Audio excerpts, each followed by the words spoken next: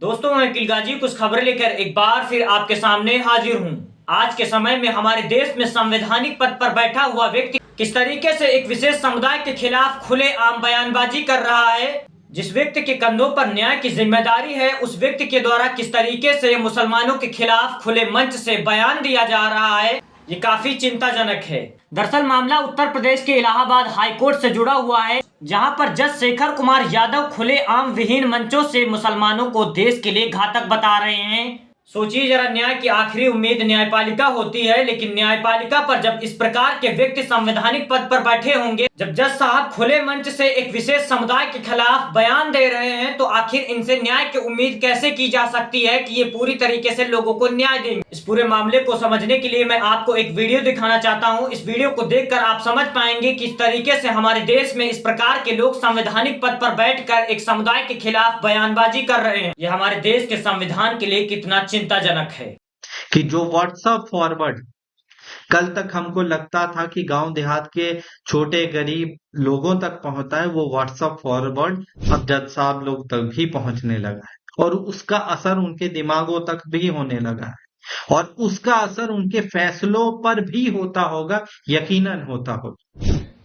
लेकिन जो कठमुल्ला है, जिसे कह लीजिए आप, सब गलत है, लेकिन कहने में गुरेज नहीं है, क्योंकि वो देश के लिए घातक हैं, बिगाड़ने वाले लोग हैं, जनता को भड़काने वाले लोग हैं, देश आगे न बढ़े इस प्रकार के लोग हैं, उनसे सावधान रहने की जरूरत है। इनका सीधा कहने का मतलब यह है कि देश के अंदर जो भी फैसला होगा वो संविधान के अनुसार नहीं होगा, बल्कि जो बहुसंख्यक आबादी चाहेगी उसके भावनाओं के अनुसार होगा।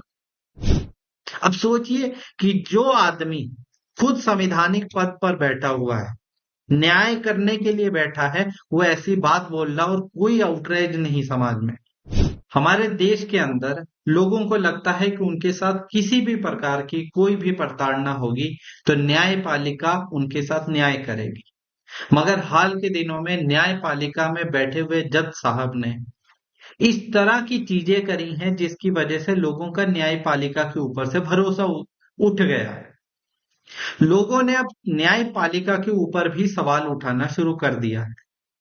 कल तक जो चीज आम नहीं होती थी, नॉर्मली लोग हाई कोर्ट या सुप्रीम कोर्ट के जज के बारे में कुछ नहीं कहते थे, आज उन जजों पर भी सवाल उठने लगा है। ऐसा नहीं है कि अपने आप हो गया, जज साहब भी बहुत सारी ऐसी हरकतें करते हैं जिसकी वजह से लोगों को लगता है कि नहीं, इनके मन में भी कुछ न कुछ द्वेष जरूर है।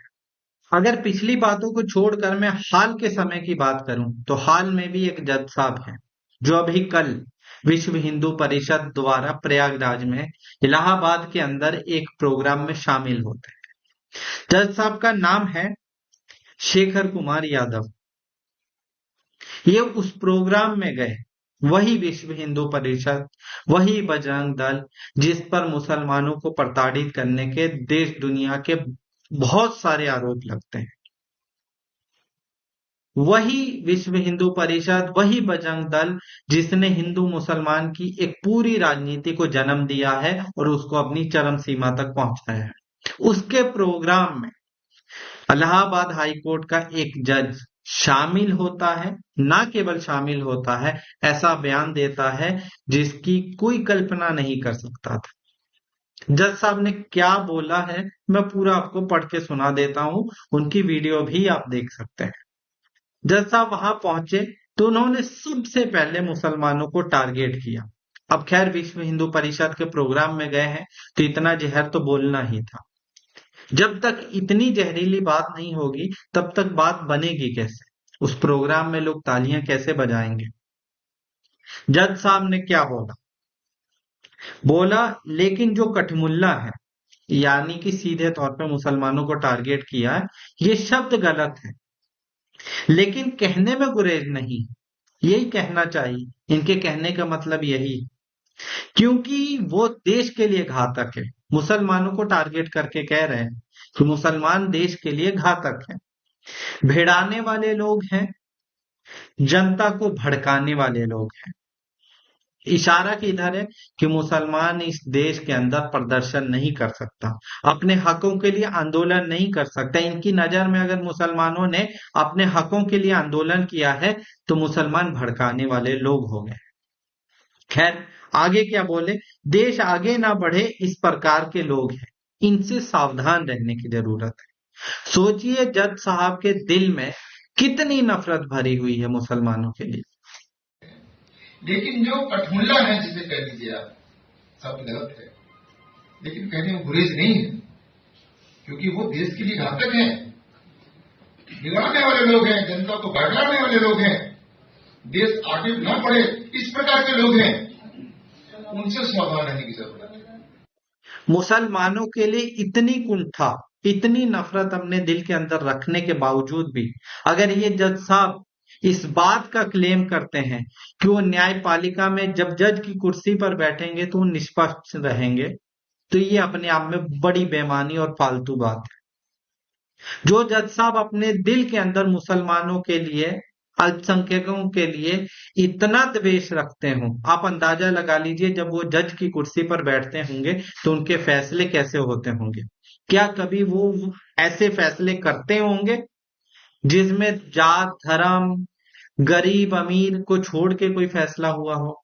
ये पहली मिसाल नहीं है कि अगर आपको लगता है कि शेखर कुमार यादव पहला एग्जाम्पल है, तो यहाँ तो हमारे सुप्रीम कोर्ट के चीफ जस्टिस तक भाजपा प्रो बातें कर चुके हैं और उसका उनको इनाम भी मिला था बाद में राज्यसभा की कुर्सी के रूप में।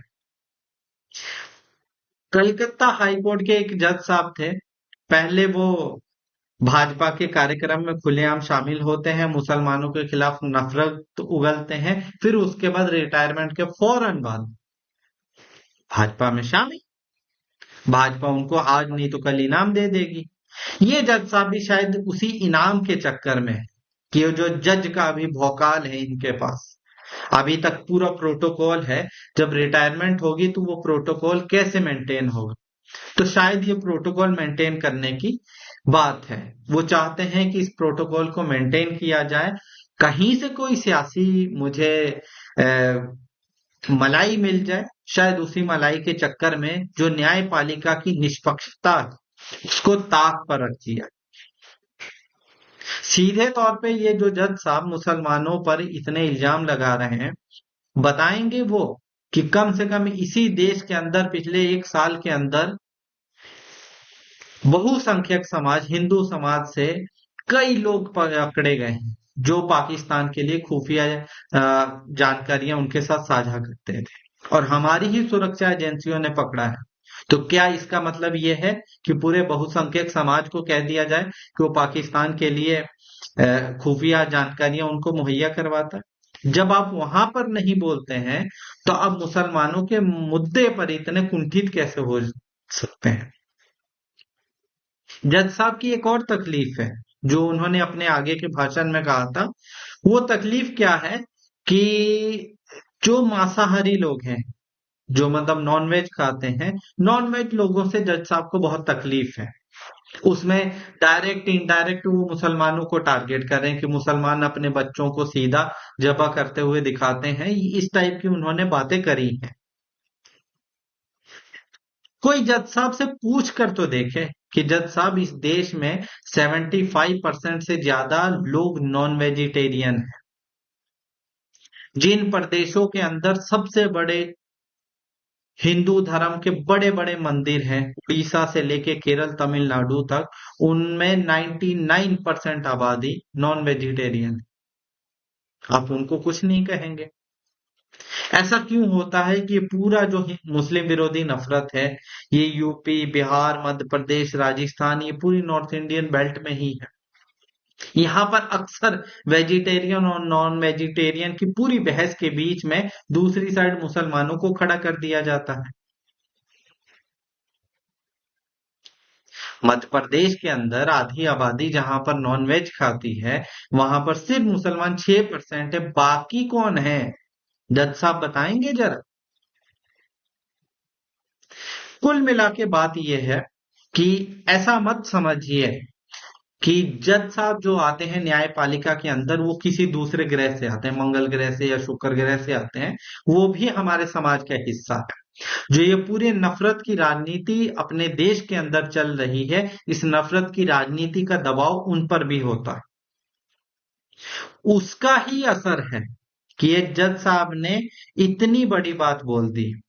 इन्होंने बोला है, शेखर कुमार यादव जी ने बोला है कि ये देश के अंदर जो फैसले होंगे वो बहुसंख्यक हिंदू आबादी की भावनाओं के अनुसार होंगे। इनका सीधा कहने का मतलब यह है कि इस देश के अंदर जो भी फैसला होगा वो संविधान के अनुसार नहीं होगा, बल्कि जो बहुसंख्यक आबादी चाहेगी उसके भावनाओं के अनुसार होगा। अब सोचिए कि जो आदमी खुद संवैधानिक पद पर बैठा हुआ है, न्याय करने के लिए बैठा है, वो ऐसी बात बोल रहा और कोई आउटरेज नहीं समाज में। समाज खामोश है, उसे लगता है कि नॉर्मल सी बात है। जैसे कोई नॉर्मल आदमी ये चीजें बोल देता है, वैसे ही एक हाईकोर्ट, इलाहाबाद हाईकोर्ट का जज ये बात बोल के कोई बात नहीं, ठीक है, कॉमन सी बात है। इसके कितने बड़े घातक परिणाम होंगे इसका अंदाजा आपको मुझे नहीं है। बस इतना जान लीजिए कि जो व्हाट्सएप फॉरवर्ड कल तक हमको लगता था कि गांव देहात के छोटे गरीब लोगों तक पहुंचता है, वो व्हाट्सएप फॉरवर्ड अब जज साहब लोग तक भी पहुंचने लगा है और उसका असर उनके दिमागों तक भी होने लगा है और उसका असर उनके फैसलों पर भी होता होगा, यकीनन होता होगा। आप इस पूरे मुद्दे पर कि जज साहब या न्यायपालिका कितनी निष्पक्ष रह गई है, लोअर कोर्ट को तो कहा ही जाता था कि लोअर कोर्ट में कोई गरीब, पिछड़े, माइनॉरिटी, मुसलमानों के लिए सही फैसला कभी नहीं हो सकता। अब तो हाई कोर्ट और सुप्रीम कोर्ट में भी ऐसे मामले सामने आने लगे हैं। इस मुद्दे पर आप क्या सोचते हैं, हमारे साथ जरूर साझा करें। धन्यवाद। वहीं चलते हैं अगली खबर की तरफ। विपक्ष के नेता राहुल गांधी की तरफ से जीएसटी को लेकर एक बड़ा दावा किया गया है। अगर ये दावा सच में साबित होता है तो आने वाले समय में आपकी जेब पर गहरा असर पड़ने वाला है। राहुल गांधी की तरफ से कहा गया कि सुनने में आ रहा है कि जीएसटी से लगातार बढ़ती वसूली के बीच सरकार एक नया टैक्स स्लैब पेश करने जा रही है। जरा सोचिए, अभी शादियों का सीजन चल रहा है, लोग कब से पाई पाई जोड़कर पैसे इकट्ठा कर रहे होंगे और सरकार इसी बीच 1500 से ऊपर के कपड़ों पर जीएसटी 12% से बढ़ाकर 18% करने जा रही है। ये राहुल गांधी की तरफ से जीएसटी को लेकर दावा किया गया है। फिलहाल इन खबरों पर आपकी क्या राय है, हमें कमेंट सेक्शन में जरूर बताइए। मिलते हैं फिर से कुछ खास खबरों के साथ, तब तक कि आप अपना ख्याल रखिए और हमारे चैनल को सब्सक्राइब कीजिए, वीडियो को ज्यादा से ज्यादा लोगों तक शेयर कीजिए। जय हिंद, जय भारत।